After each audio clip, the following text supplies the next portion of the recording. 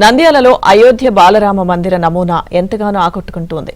Victory trade fair exhibition వారి ఆధ్వర్యంలో మందిరాన్ని రూపొందించారు. ప్రతిరోజు 200 మంది 4 నెలల పాటు కష్టపడి తయారు చేశారు. ఫైబర్, ఇనుము వాడి రామమందిర నమూనా రూపొందించినట్లు ఎగ్జిబిషన్ నిర్వాహకులు తెలిపారు.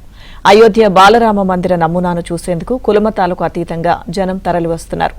అయోధ్యకు వెళ్లిన అనుభూతి కలుగుతుందని భక్తులు తన్మయత్వం పొందుతున్నారు.